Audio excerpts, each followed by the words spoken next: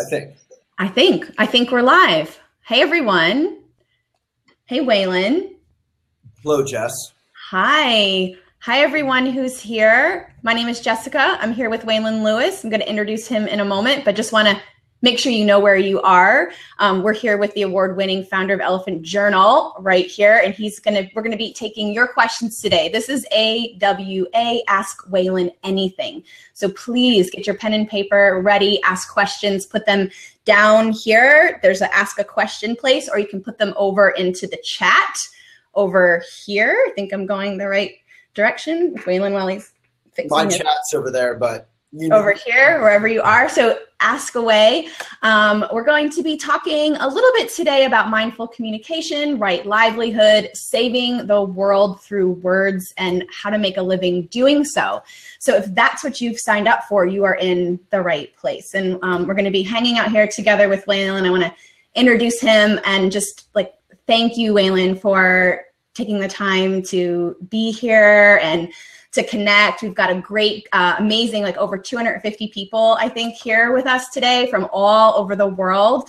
It'd be great if you guys could get Germany, Montana, Minnesota, the UK, pop into the chat where you're from. Would love to see just the kind of our global community in there. And I'm going to introduce this man that I have here with me. Waylon is the founder and CEO of Elephant Journal. He's the host of Walk the Talk Show. He's been named #1 in the US on Twitter for green content twice. He's the Tree Huggers Changemaker and Eco Ambassador in Culture and Celebrity. Waylon's the green hero for Discovery Network's Planet Green. He's been named the greatest 25 in health and wellness in the US. He just recently authored his first book, Things I Would Like to Do With You. Get it, order it, it's amazing. A book about a new kind of independent-minded, genuine love affair. He's a mediocre climber, a lazy yogi, a 365-day bicycle commuter, and a doggy daddy. Is Redford there with you? He's outside in the sun napping. Oh, cool. And he's here to help change the world for the better, have fun along the way, and inspire thousands, tens of thousands, hundreds of thousands. We're going on millions now, inspiring millions to be the change. So Waylon, thank you so much for being here for our, I think this is our second or third 2.5, 2.0 Waylon AWA. Yeah, thank you, Jess. Jess, I think, thought of these AWAs, which is a little in-joke on a MA, Ask Me Anything, and you really can. You can ask anything. It doesn't mean you'll get an answer, but if it's about mindful communication or what we offer at Elephant or your mission, finding your right livelihood, we will answer anything. This is a mug. I'm getting a request. This is a mug dedicated to one of our great heroes, our 43rd president, George W. Bush, that I found recently at a yard sale. I think you were holding a George W. Bush mug the last time, but it was a different one. Do you have two different? Maybe it was that one? It might have been the other side or something. Oh, okay. Well, would you like to bow us in and maybe explain a little bit about this is a part of what we do here at Elephant? Sure. So yeah, I got to grow up in this Buddhist community here in Boulder, Colorado. It's a big Buddhist town. And when I was a kid playing Little League Baseball and all that, I thought a lot of Buddhism was weird or silly. Eventually, I got into the meditation stuff. And one of the things that is very simple and accessible is the Eastern version of the Western handshake, which is the bow. So the bow is a great way to begin or end anything with a little bit of pause and a reminder of your mission in your life. Your mission in your life. So really think about that. What is your mission in your life? Take a good posture, the best posture you've had all day, and then relax it so it's not rigid. There's some quality in making friends with who you are and where you are right now. And then with compassion and respect and a sense of humor about your mug, give it away.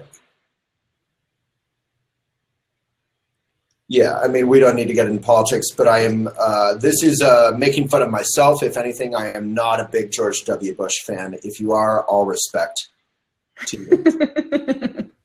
All right, take it away.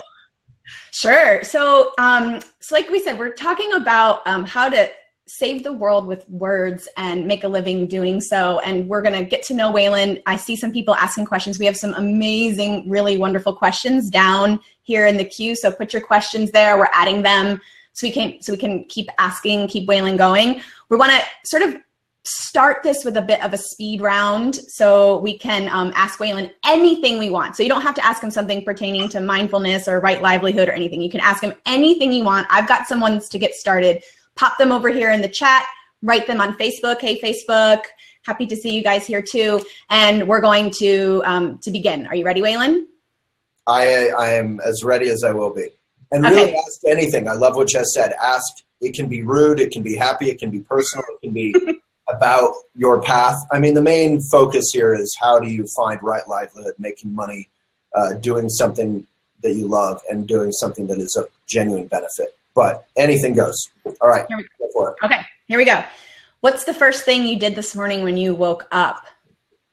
I think the very first thing is I laid there for a while looking at the, I have 2 skylights that I just put into my ceiling. I bought them used from the place called Resource. So I bought these $2,000 skylights each for like $10 or something. So now I have these big skylights, and through it, I could see this big tree, and these big ravens came and sat down and were like hanging out and like, you know, doing their stuff and like talking with each other. They're talking a lot. And I was thinking that they probably must have some sort of language. And if only we could understand, then that would be cool.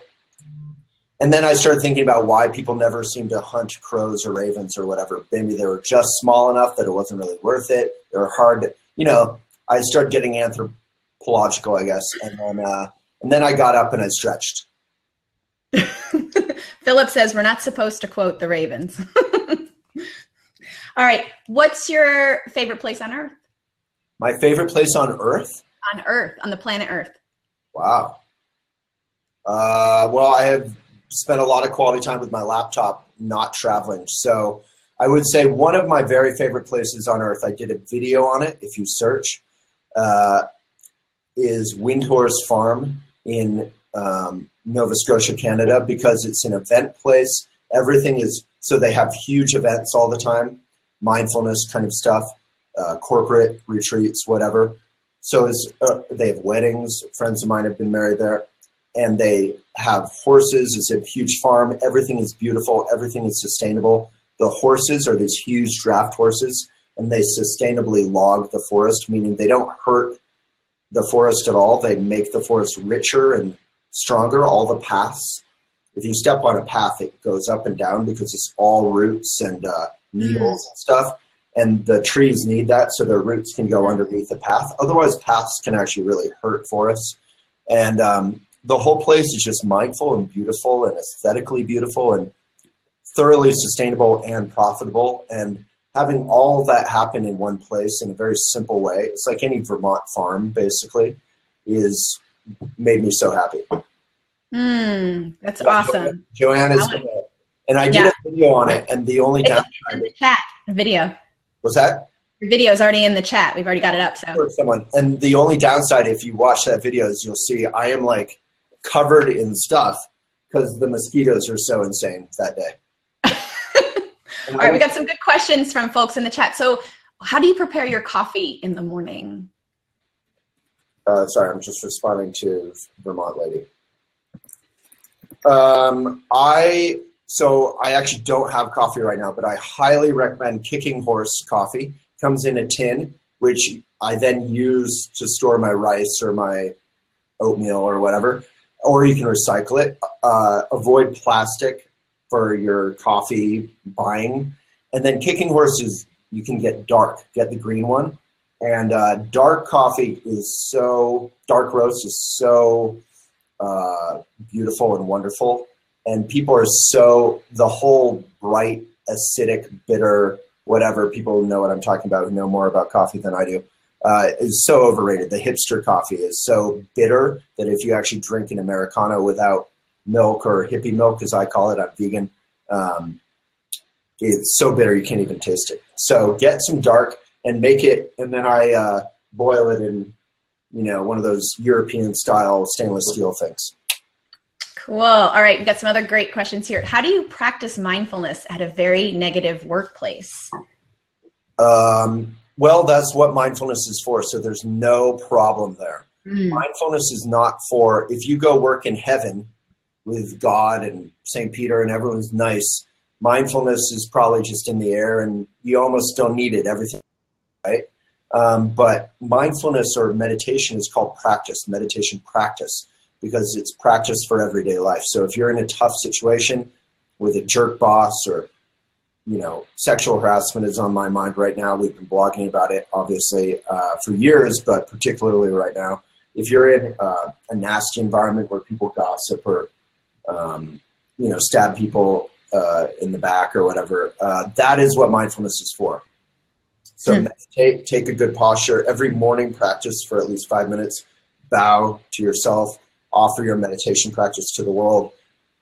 Find your breath in and out. And then whenever you find yourself thinking, just notice you're distracted, coming back to the breath. Waylon's got some great short videos too on meditation. We'll get some of those posted up for you guys, like 2 minutes, 5 minutes. He's, you know, like really like getting to the heart of things. All right, from Pam, what's the first thing you say to yourself or do when you feel overwhelmed? Well, yeah, it's funny. The other day, so I'm 43 years old, and the other day I ran into this like marathoner, rafter, you know, typical like Boulder guy who's always exercising and athletic and adventuring.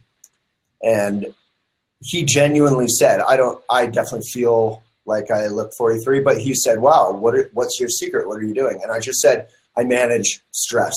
I think the main thing that makes people get old before their time is you have stress and then you don't do anything with it. So when you get stressed, you got to go exercise. When you get stressed, you got to eat real food without multitasking. When you get stressed, you got to talk with a genuine friend or talk with the public, you know, community, going to the farmer's market, going to a cafe. When you get stressed, you got to bicycle. I bike commute. So I always say my commute is turning the worst time of everyone's day into the best time of my day. Not everyone can bike commute, you know, but whatever you can do, exercise, be a mediocre climber, a lazy yogi, whatever you can do, swim, hot tub, read the New Yorker, whatever it is, read Elephant maybe. You have to address stress every day. Don't try to avoid it. Avoiding stress will make you even more stressed out. Yeah. Yeah. Interested. What do you guys do for stress? Maybe post like, how do you manage your stress? We've got some really good questions coming in, so we're just going to keep jumping into. I like the Ecuador question. You can get to it. Yeah. Later. Where? Ecuador? Oh yeah, here we go. Yeah, what do you recommend for Victoria? Hi Victoria. What do you recommend for those of us who work through our writing to create environmental consciousness? Here in Ecuador, it's still not something people take seriously, but I want to be able to make something that can truly change perspectives on waste and single-use plastic. Well, single-use plastic is one of the greatest failures of mankind and civilization. We create something that is toxic, that is bad for you, that lasts forever, and that we only use once. It's just insane. It's like Mordor. So yeah, every single, I think, you know, Jess is a parent. Like if you ask any parent, how do you get your kid to care about X?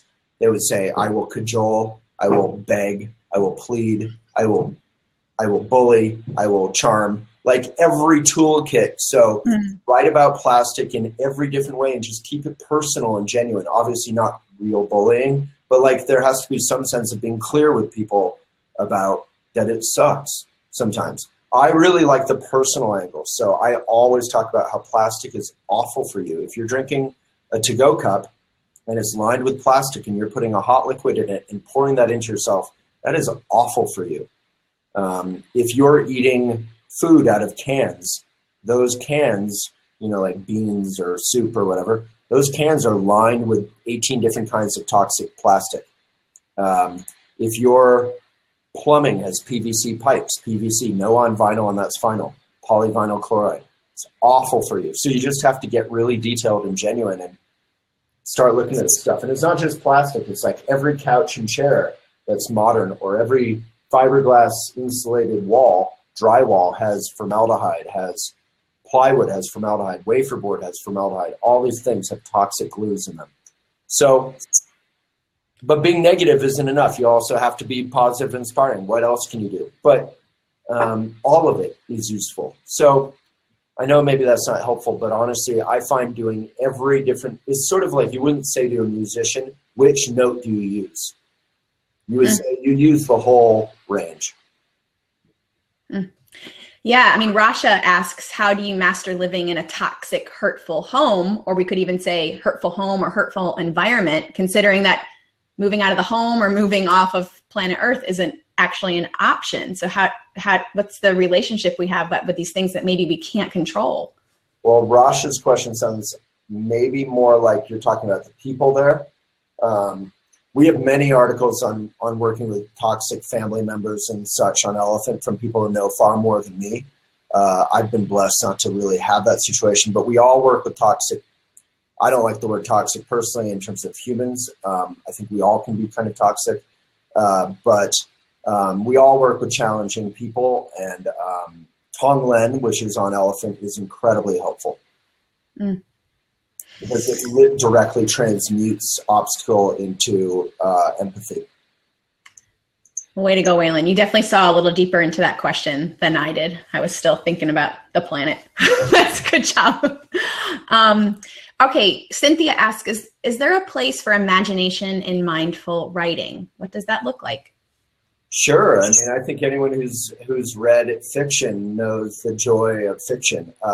I think the danger of fiction is people often write what they don't know, so it feels incredibly like one big cliche. I remember I used to write some fiction, and I was a pretty good writer. Like, I was good with words, and I loved telling a story, but people would read it, and it just felt very like some weird fantasy, like very fake and not grounded. So it's really powerful, even if you're writing about Harry Potter or wizards or whatever it is that you're writing about, that it has some connection to genuine human experience. Cool. All right, we're going to jump in now to some, that was a great speed round, kind of like great warming Waylon up. Thanks guys for all those questions to get him warmed up. We've got some good, like juicier questions we might spend a little bit more time on from folks that have been submitting their questions for days. And so here we go. So Carol from Crowdcast asks, I'm interested in ideas for working through fear of failure, fear of not measuring up to my own standards, and its ensuing inertia. Thoughts, Waylon? Yeah, I think the Nike marketing team kind of nailed this one. I did a blog on failure. If there is an editor doing that, is all these famous people talking about how they failed. And, you know, the Nike marketing, one of the most famous commercials ever, which was Michael Jordan talking about how often he failed. And he failed almost more than anybody, and that was why he succeeded. And that's not just poetry. He actually took an insane number of shots and missed a great deal of them, more than most even, and he just kept going. And that, you know, it turned out he became the big hero basically because he was willing to kind of learn through failure. And I think anyone who is alive is going to fail. Jess has failed probably today. I've failed today. Everyone, the 242 of you has failed today. If you haven't failed today, you're about to fail. In meditation, we fail all the time. And I'm putting it in quotes because it's not really failure. It's just not being present, not being accurate, just being lost. And what do you do with that? You don't yell at yourself. I'm a bad person. I'm bad. I've disappointed myself. You just notice it. I'm drifting. I'm off. I'm away from what is accurate, and you come back to your breath. So Trungpa Rinpoche, my parents' Buddhist teacher, said that regret was incredibly powerful and important for people to regret their negative actions. If you do something bad, it's important. And I'm not talking about, again, sexual harassment or some epic thing where there's probably a whole process of like, you need to go re-educate yourself on some level. But I'm talking about if you are a jerk to somebody, it's important to have regret and really learn from that and then move on. So Trungpa Rinpoche said, feel regret, learn from it, and then move on. That's great. Teresa has a Brene Brown quote that she says, if you have to fail, you're playing 100. You have to fail if you're playing 100%. So it's basically like you have to fail. You're going to fail. Yeah. Just said it, right? Yeah. I think a lot of us have a lot of dreams and a lot of expectations from our parents and ourselves. And, just anyone who succeeds, all of them have failed, unless the only way to not fail is to constantly just have no moral compass and rip people off. And then you can kind of get away with murder. But none of us hopefully want to be that person. Yeah. Right. Griselda, as a parent, you fail all the time. Today we woke up late, so 2 of my children were late. So you learn from it, you move on. It's like you don't have time to, it's again kind of like Michael Jordan in basketball. You don't have time to sit down on the floor and think about what a horrible person you are. The play is continuing. So you need to contribute to your team on the other end of the court. So here we go. All right. So Lucille from Crowdcast, she says, I've been following Elephant Journal for a while. I have written a piece, which I would like to release, but I don't meet your criteria. She wanted to author it under a surname, so not her name. Does Elephant Journal allow you to pen things under somebody else's name, and why is that? That's a great question. So no, we don't. Nothing's wrong with a pen name at all. But journalism is this kind of gets to what we talk about in the auditing course of Elephant Academy, which you can find at elephantjournal.com/audit. Maybe we could put that link in the sidebar. And I hope all of you would jump in and join us there. It's pretty fun training. It's affordable. You get the whole training for a year. There's community around it like this every single day in what we call Recess, a group on Facebook. There's scores. You can fail all you want, and you can try to get a higher score. But so in the auditing course and in the academy, generally we talk about journalism ethics. And basically we can't allow fake names on Elephant for the simple reason that if I am writing about if Jess and I maybe dated or worked together, which we do work together, and then we had a awful falling off, like things went awful. And then I wrote some article like what I learned from my toxic colleague who was evil and incompetent.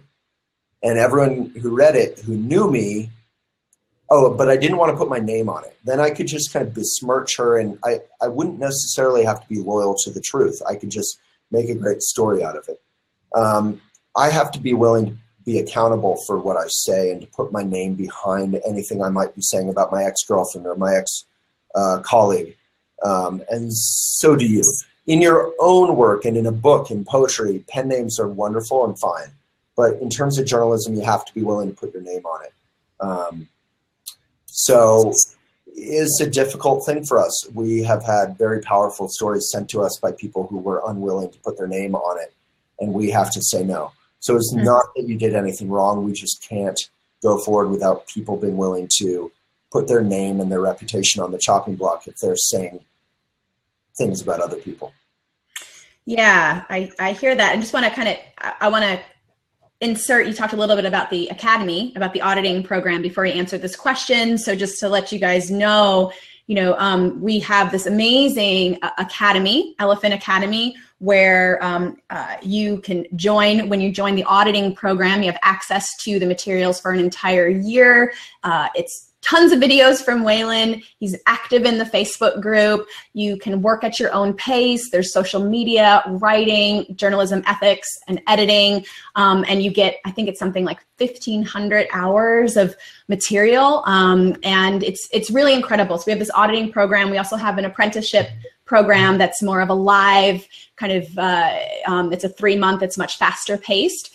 So we have these two amazing programs, and we really, like, if you're getting a lot out of this interaction and kind of want more and think it's going to fuel you as a mindful writer, as a mindful person, living rightly in the world, we just really invite you to explore more. We've got the links over in the chat for the audit, and it tells you more about our program. So we're just going to keep rolling with these questions, but that was a great, that question from Lucille about the pen name, that comes up quite a lot in our in our academy sessions, and we do get into talks about that. Let me address, so she just said it's not about hiding to besmirch in a closet manner, it's about being through domestic violence, and I've been hounded on Facebook. So there is a real culture online, as we all know, where people are incredibly cruel to one another online. So I completely empathize. My mother went through domestic violence with my father.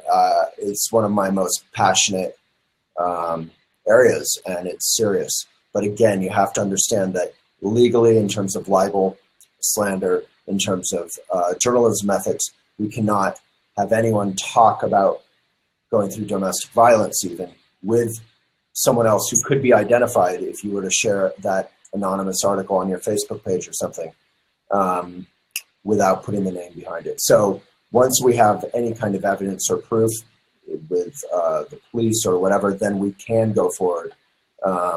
But it's really just, so it's not that it's not important. It is because it is important, we have to be mindful and precise about it. And if you want to write a general thing about the issue and general experiences without referring to anyone, we will publish that anytime. But again, you have to be willing to put your name on it for it to be on Elephant. So I appreciate your experience, and it's heartbreaking, and it's incredibly important to put your voice behind it. Thank you, Lucio. Yeah. Okay, so Robert, he says, "Sir," addressing you, Waylon. "Sir, do you accept young writers who are young? I'm only 16. Could I write for Elephant Journal? I love the articles on this website. They're mind-opening, and he's doing his best to live what he learns in these articles." Yes, very much. So we've done whole features, I think, on even like kindergartners and their art about the planet. Yeah, I mean, I was writing pretty seriously from the age of 8 on. Who knows if it was good or not. But if you'd like to write, now's the time. Like meditation, just practice. Fill up books with your writing. Fill up your laptop. Don't write from the point of view of just creating more noise for the world or more aggression, certainly. We want to, touching on what Lucille was talking about, in Buddhism we say victory over aggression. Aggression is the problem, and we're not going to solve it through more aggression. So please write your experience, any of you. And if you want to share it, we have 8 million, 7 million, 9 million, sometimes 23 million readers a month on Elephant. It's one of the largest independent communities that isn't kind of corporate invested and all about the bottom line. We're mission driven here. So yes, sir, I would love that. Stefania from Crowdcast asks, what advice do you have from someone who wants to make a living through writing but doesn't know which first step to take? What should you do first when you want to make your name for yourself as a writer? Well, I always advise people to, the first thing as a writer, it's hard to define first. The first thing is to find mentors who are good at writing or who you connect with as inspiring in terms of writing, and to really hone your craft. Read a lot. It's kind of like your first act as president shouldn't be to do stuff. Your first act as president should be to listen. So your first act as a writer should be to learn, read. But then I think what you're referring to is how do you enter the career path? I always say, write on Elephant or write on some larger blog, and then link back to your website, link back to your social media of any kind. I prefer website versus social media or your email, because you own your email newsletter, you own your own blog that people come in and subscribe.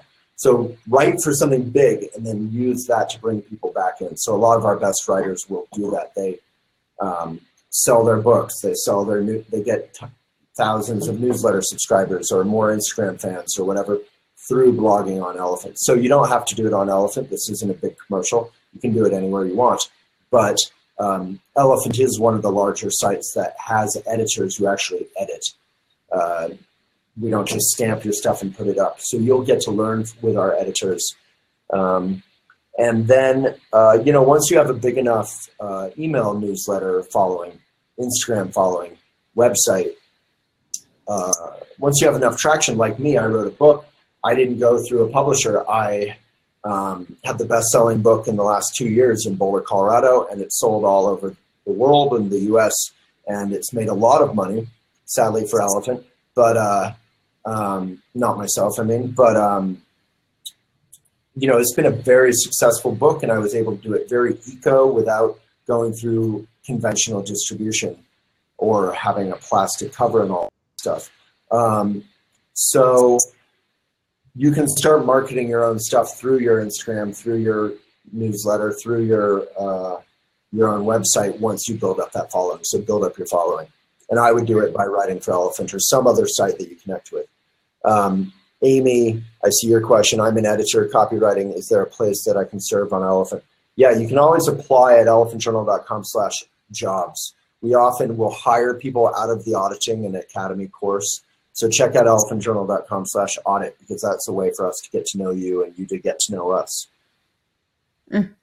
Helen, another question here on the chat. She says, are there any topics that you feel aren't covered enough on Elephant, subjects that you would like to see more of but aren't submitted? Yeah, for sure. I think domestic violence would be wonderful. We've covered it extensively over the years, but that cannot be covered enough. I think sexual harassment, we've covered for years. I have personally, but it's not covered enough. I think,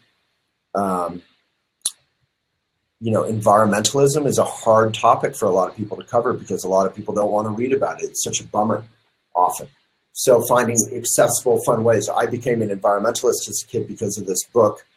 I think it was called 50 Simple Things You Can Do to Save the Planet, that made it fun, So, but my main answer to that is write about what you know and what you're passionate about and what you can't help but write about. I think Ernest Hemingway or someone said, writing is easy. You just open up a vein and bleed. It's like writing on some level should be, that's a bit melodramatic and morbid maybe, but the quote, I love that quote because there's some sense that you can't help but do it. It's so personal. You have to give of yourself, like the swan giving of itself to the young, or the pelican, was it? The symbol of Jesus, Anyway, go ahead. So we have a question from Facebook. So we have a lot of people here on Crowdcast and a couple hundred people watching on Facebook. And they said, do you think writing in more than one perspective would get people lost in the story or make them more curious? We almost need a follow-up question there to understand what they mean. But if you're writing from different perspectives, like in, what was that movie? Rashomon by Kurosawa. There's some famous films that show the exact same incident from 8 different points of view. I think if it's done well, that can be great. It's definitely like a trapeze act. It's hard as a writer to write from many different perspectives, but I think it's totally fine. It's great. It'd be fun.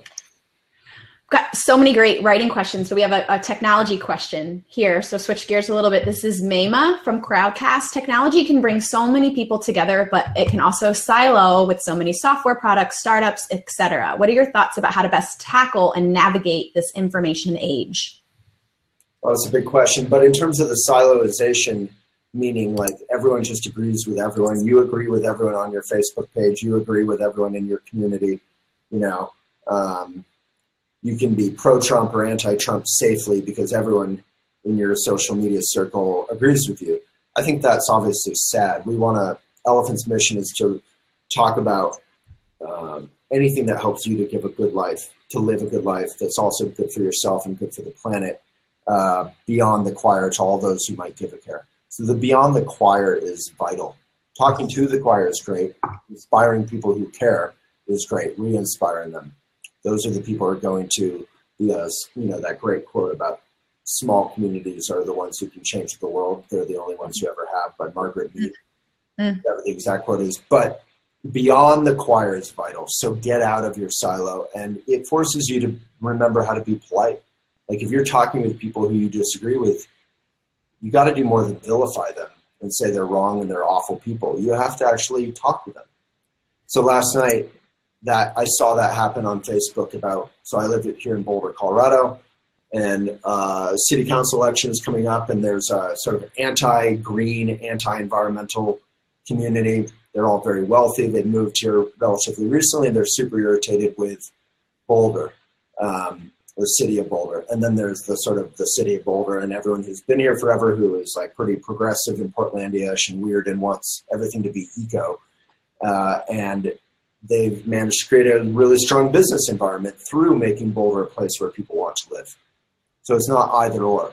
But the two communities have been really hating on each other. And last night I saw a friend of mine really get into it with one of the leaders of the haters. And they started off by kind of yelling at each other. And before you knew it, like, they'd had like probably 30 or 40 back and forths. And they were actually talking about issues and facts instead of just name calling. And I went to bed so happy. I don't think I had been that happy, because you were seeing like one of the leaders of the haters actually talk about facts and learn. And they were both being kind of open with each other. It's great. So. Thank you, Mayma. That's a great question. Okay, Cynthia, I like this question because we can kind of bring it back to what we do at the Academy. She says, have you followed a mindful warrior in training, a mindful warrior training on Elephant, where a mindful warrior in training writer submits a piece in collaboration with an experienced mentor, and the illumination is revealed through their shared writing? I love that question. We do something like that in the Academy, not quite, but maybe Waylon can explain. Yeah, so we have tons of articles about people going to like a meditation retreat or yoga training or whatever it is. But what you're actually talking about, I think, is a whole series of articles with a mentor going through some sort of training. And yeah, as Jess said, so we don't have that. So that would be a great series, Cynthia, if you're inspired. But we do, we have like 4 sections or 5 sections in the Academy. And one of them is the mindful life. So if you want to kind of do that with us, that would be great. And I got to grow up doing all that stuff, and I love it, and obviously want to try to share it.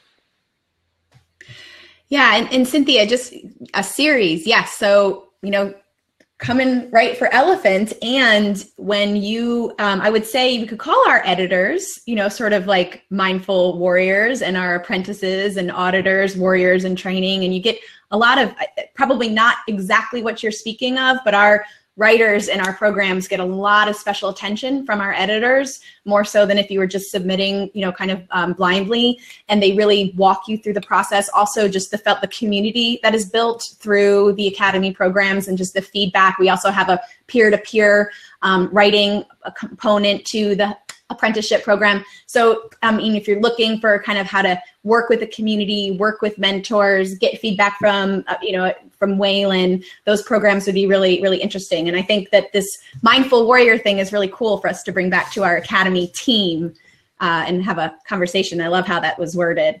Okay, here we go. Back to questions.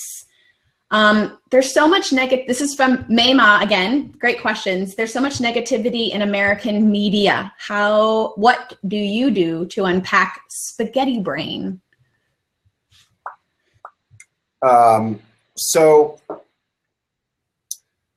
it's a complicated question, because basically media, what does media mean? So we talk about this in Elephant Academy and auditing, elephantjournal.com/audit. Media is a somewhat meaningless term. Media can include entertainment. Media can include Rachel Maddow or Fox, MSNBC. It can include partisan news. And I don't regard partisanship as journalism. Journalism is not objective, but it's fact-based, just like science. Like science, journalism may have a point of view. Climate change is real. But that point of view is open to changing and is always fact-based, based on the facts at hand. So a lot of quality journalism should be critical. It's called the fourth estate, the first 3 being government, executive, legislative, and judicial. And then journalism, quality journalism, is actually here to protect the people and to keep government honest and to keep corporations honest. So a lot of its function is to be critical.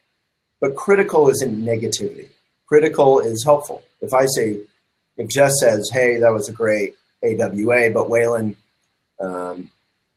we couldn't hear you half the time because you were like chewing on your hand and it's really distracting and annoying. That's not negativity. That is helpful because it helps me be better at connecting, better at what I want to do. So, but the media, you're correct, media including like say Fox, MSNBC, whoever is being more partisan, can be very negative because they get off on negativity. Readers love it, viewers love it, and even though we think we hate it with our spaghetti brains, they get good ratings from it. So what I really encourage is all of you don't watch partisan coverage, even if you agree with it. Don't silo yourself off. A lot of my friends love Rachel Maddow. I don't watch her. I don't dislike her or anything. I just don't like watching people who have strong points of view from a partisan kind of perspective. I would rather get my points of view from the facts. So based on the facts, I think all human beings deserve to have equal rights to love, to health. But that's not based on fantasy and like some utopia. That's based on, well, healthcare is super expensive when it doesn't cover everyone. Those people wind up going to the emergency room. They can't contribute to the economy. And it's a total bummer for their families. It ruins everything. So how can we how can we have a basic social safety net? Which countries are functioning best? Anyway, blah, blah, blah. I'm getting too detailed, but you look at a lot of facts and then have your points of view based on those. And so as a society, we have to have facts we can agree on, and that is part of the function of all of you. That mindfulness isn't just being mindful versus people we disagree with. Mindfulness is being mindful and including people we disagree with. I love this question for you. I think it's also an interesting follow-up question. Frank from Crowdcast, have you ever created a piece of content that was meant to be uplifting, but it turned out to have very negative feedback? If so, what was it? And then he says, if not, well, sir, you are a Zen master. I am not a Zen master. Yeah, I have written countless things that have had awful reactions from people. Sometimes it's because people are crazy and defend their thing, and sometimes it's because I messed up. I've written things that have, I remember doing one video, like even talking about the domestic abuse issue, and it's not an issue, it's a personal issue, and libel and journalism ethics, that's very difficult. You can imagine talking about these kind of things. It's incredibly difficult and sometimes really offends people who you love and who you care about, and the issues they love and care about, you care about. So yeah, anytime, this comes back to failure. Anytime you open your mouth or engage in communication, you're going to have a good possibility of failing and eating your words and having to remove your foot from your mouth. And you can't let that stop you. You do have to learn from those moments, though. Well, you've got some great experience too, and just as our future writers and mindful journalists here, as they like step out and engage and share their voice, and then they're hit back with negativity, or they're finding that they're not well received. Can you share maybe share? I know you probably have some specific examples of maybe some things that you've written and how you engage with somebody that really is not on the same page as you. Yeah. Great question. So there's like two questions there that I find interesting in my mind. Is like, one, how do you deal with the whole world hating you and being in the middle of that kind of controversy where you really do feel like you messed up and everyone hates you, and I've had a website dedicated to me, Jess probably remembers, with a big red X over my face because of some stuff I wrote. So dealing with that kind of hate, it's like, again, how do you deal with it? You got to learn from it. So in Buddhism, there's the Vajra, which is, I can't really make the symbol, but I used to wear it. But it's the sort of Indian symbol of thunder, thunderbolt, and it has holes in it and it has shape. So through the holes, it emits It listens. It takes in that hate. It learns from the hate. What did I do wrong? What can I do better? And then the solid parts cut the aggression.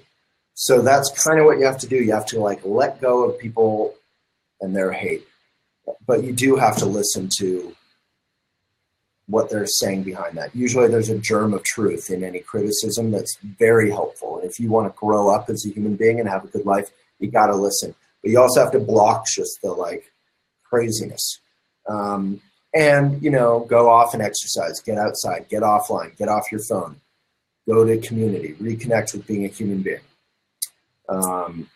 And then, so yeah, I once was like stalked for a while, which was a very frightening experience. And I really had to focus on nature, getting outside, exercising, meditating. Like you really have to like, you know, taking a bath. Like you really have to like just take care of yourself. And there's a blog on Elephant called Maitri, which is about how to do that from a mindful point of view, not a sort of selfish point of view. And then in terms of engaging, I usually find that I don't treat Elephant readers like customers. I treat them like adults. So if they're off, if they're out of line, I'll tell them I think they are. I'll treat them like adults. If Jess is out of line, she's a friend, I will tell her I think she is. Maybe I'm wrong, but I won't treat her like a customer. I find that whole relationship incredibly patronizing and condescending, and it's really about money and reputation. And you have to let go of your reputation. You have to let go of money and just, you know, like trying to protect your like business. You just have to relate as an honest, open human being. And you can't always change people. Sometimes they just want to be angry. Is that what you meant at all? Yeah, I mean, it's great. I mean, it's wonderful, wonderful perspective. I mean, just a great thought somebody had in here from Crowdcrest. Mayma, again, she says, you know, seems that the world is hungry for loving kindness. Yeah. You know, and she said, have you ever thought about doing a TED Talk?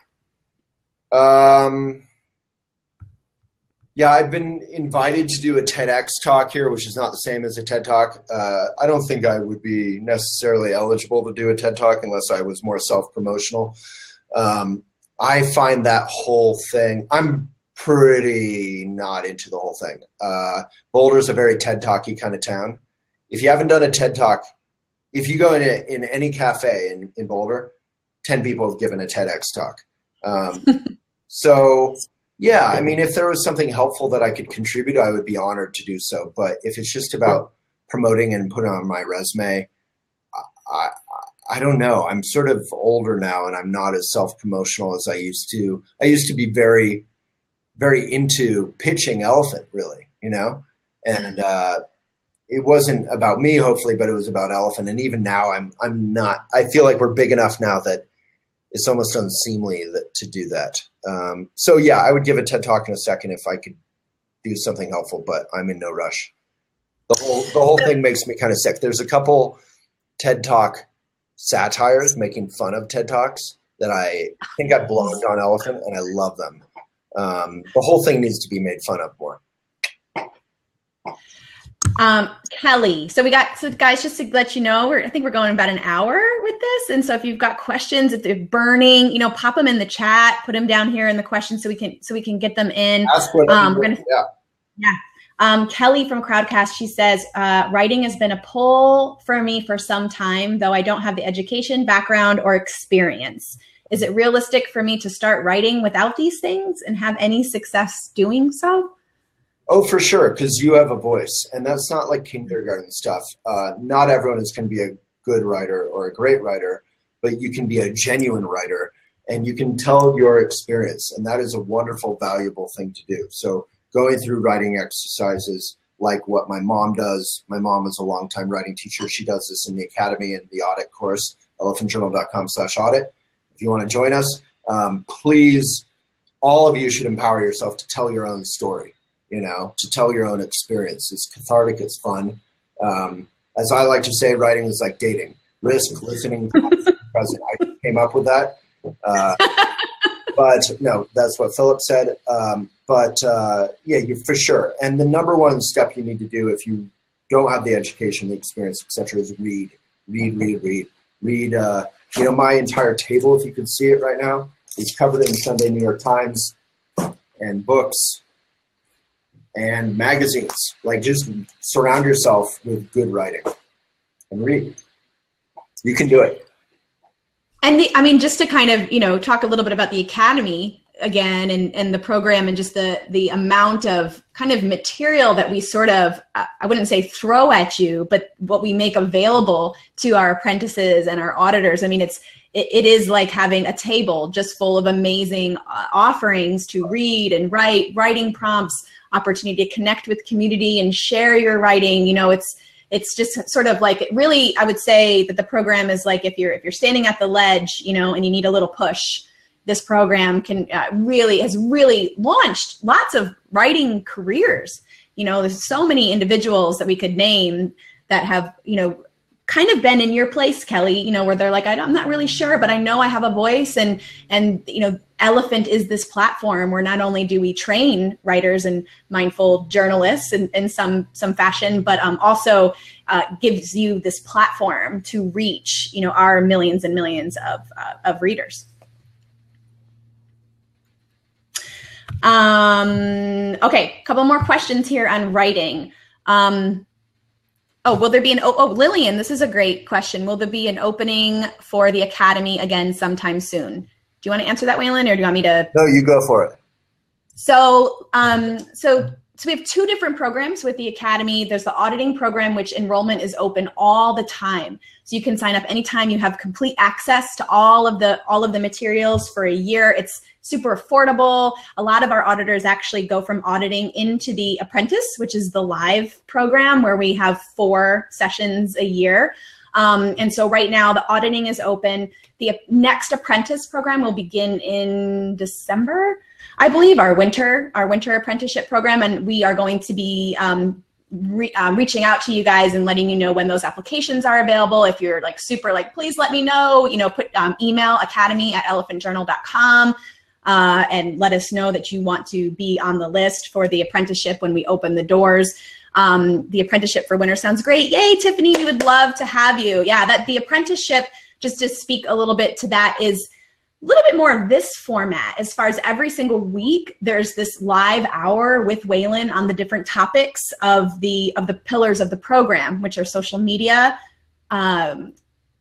journalism and ethics, writing, and editing. So every week for 12, 13 weeks, we have an hour-long live session with Waylon and our core Academy team, which are all like veteran Elephant editors, diving in and communicating with one another. We have a super active group on Facebook. You get live social media experience managing Elephant's Facebook pages. So it's much more hands-on. It is more of an investment.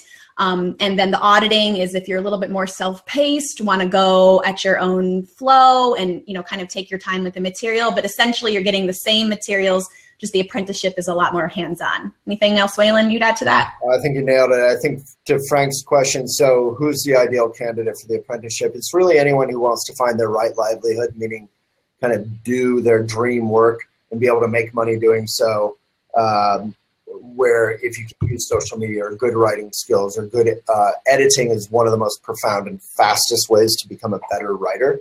And we often, I mean, really almost no one knows how to edit these days. So, you know, if you're motivated, Frank, both feet in, go for it. The full apprenticeship is definitely a commitment, and it's hard. You can bite off as much as you can chew. You don't have to do more than you can handle. So it's not impossible by any means. But if you're limited in time or limited in commitment, if you have a lot going on, auditing, which is the main thing we're talking about today, elephantjournal.com/audit, is really built for you. And it's pretty motivational and self-guided. It's pretty good. Chelsea asks over here, we got some questions coming in.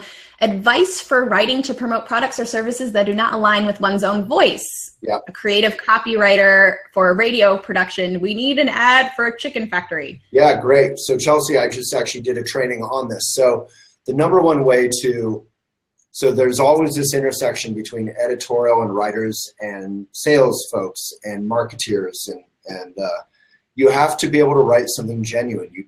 You need to find something about that chicken factory that you can talk about honestly and positively. And you need to not lie. If you don't feel good about 99% of it, don't write about the 99% about it. Say, okay, this chicken factory is in beautiful Iowa. And you can say that, but maybe it's factory farming, maybe the chickens are treated awfully. You can't really lie, we need less lying in the world. So really just being able to say what you can say honestly, that will connect with the reader, and then they will have a genuine connection and be able to decide for themselves. So Rachel is a current apprentice. She cannot recommend it enough. She's been great. Brianna was involvement like post-apprenticeship. So post-apprenticeship, we open up the bird cage and we let you fly, or we kick you out of the nest. But there's always going to be more courses. We'll have, we have a whole array, like how to rock Instagram, how to publish your own book. We're going to have all these self-guided courses that you can always do. And then we also want to create this elephant gathering where everyone can come to Boulder, Colorado, and actually people in the apprenticeship and the auditing, particularly apprenticeship because it's so in person, really everyone falls in love with each other, not in the romantic sense, but in the really just profound life path sense. And so it would be great for people to be able to meet. And Kelly, if you feel completely rough or ignorant in terms of the journalism, editing, social media, all that, I love your question. Would it make sense for me to go through the audit program first and then join the full academy? If you feel super ignorant, like you want to start slow, yes.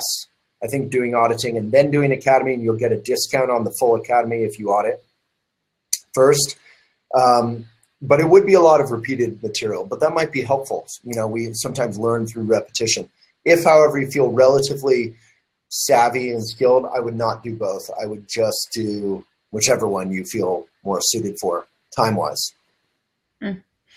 I think we might have time for just a couple more questions. There was one that I was saving for the last one that I kind of wanted to ask you, and it's a great sort of wrap-up question, but if we have a couple quicker ones, because we have 3 minutes left that come in, we'll definitely get them in. But Mayma, again, great questions today. You win the award for like the best questions, but it wasn't even a question. She just said at the beginning, like way up in the chat, she said she was so glad to be a part of the solution today before we began. And I just thought I really wanted to ask you, like, what does being a part of the solution mean? To me? Yeah. I mean, the main thing it means is that you're super inspired to get up every day, and you can kind of feel good about yourself, not out of arrogance or pride, but out of like wholesomeness. It feels good. And, in Buddhism, we call it auspicious coincidence. When you're on a good path, things just sort of click naturally. And it almost seems magical. And that's sort of what happens when you, as Eleanor Roosevelt said, our former First Lady, she talked about how when she discovered service, every single day was joyful. And until then, she had really suffered and been miserable. So really just, finding a life of service that also rewards yourself is good stuff. I mean, that's all we're talking about here. Okay, 2 more minutes. Let's see. Let's see. But let's see if we can find some other good questions. Did you do the whole speed questions? I don't think. They kind of took over. I had a whole list of them, but these guys had such great ones that I sort of got it started, and then they really. All right, one more question. 11:15. One more question. Ooh, okay. I am working on a memoir about my experiences with various elephant sanctuaries. When I look at my notes and journal entries during that time, I cannot get the first sentence started. Do you have any advice on writing the first sentence? Oh, great question. Who's that from? Tiffany from Crowdcast. I love that. So Tiffany, what I would recommend is stop thinking of it as a book, because when we think of something as a book, it becomes this huge, overwhelming project. And it's super intimidating.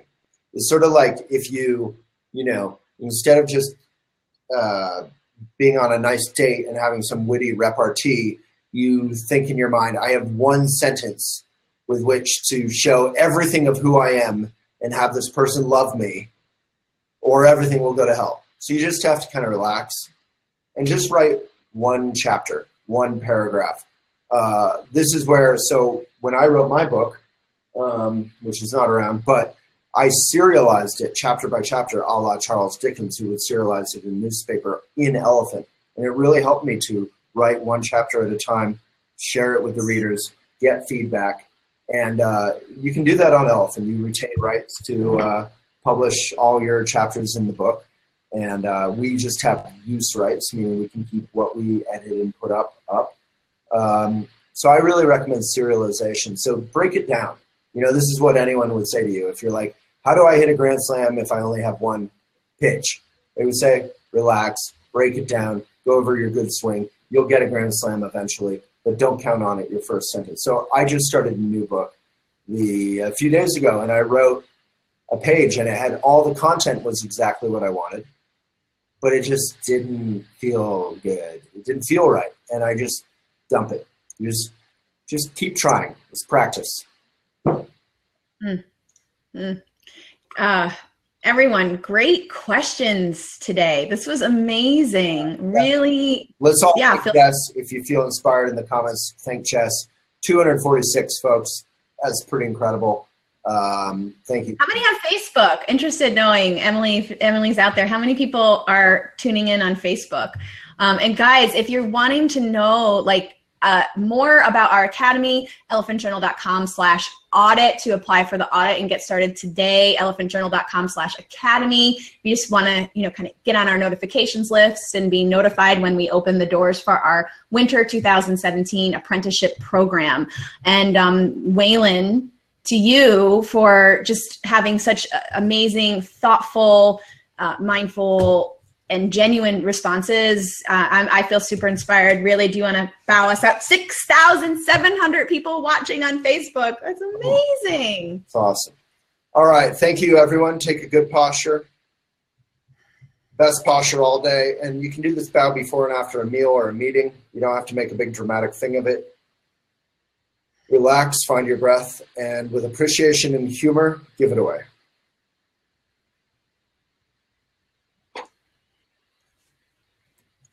All right.